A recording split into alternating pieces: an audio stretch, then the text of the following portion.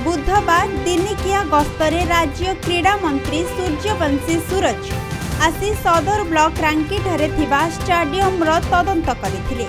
सेठारे पहुंची समस्त कागज पत्र देखिबा सह पड़िया को बुली देखिथिले।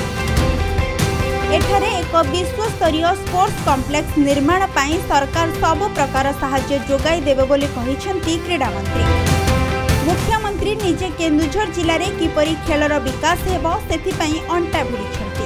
एहा हेबा द्वारा जिले में लुचि रहिथिबा बहु प्रतिभा बाहरिबे बोली मंत्री कहिसेंती। जो भली भाव में आपण प्राकृतिक संपद ठारू सौंदर्य रे भरपूर खनिज संपद रे भरपूर एवं क्रीड़ाविद मानकर प्रतिभा भी केन्दुझर भरपूर।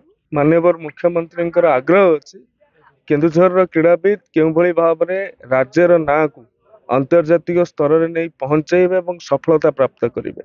ए दिगरे क्रीड़ा विभाग एक कम्प्रेहेंसिव प्लान प्रस्तुत करिछि एवं विभिन्न क्रीडार भित्तिभूमि निर्माण करबा पई मनस्थ करिछि।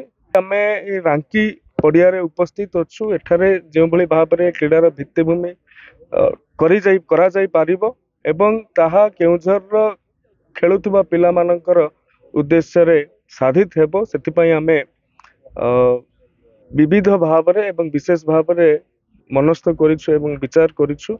खूब शीघ्र ये परिकल्पनाटी वास्तवर रूप नेबो। आज आमे तार लैंड शेड्यूल लिखिथिलु एवं अंचल अनेक लोकों सहित बुद्धिजीवी सहित युवक मानक सहित आलोचना करिथिलु कौन हेले ए अंचल क्रीडार विकास घटी पारिबो। सेतिपई मुख्यमंत्री निर्देश रे मुख्यमंत्री आग्रह रे क्रीड़ा विभाग अत्यंत सचेत भाव में काम कर।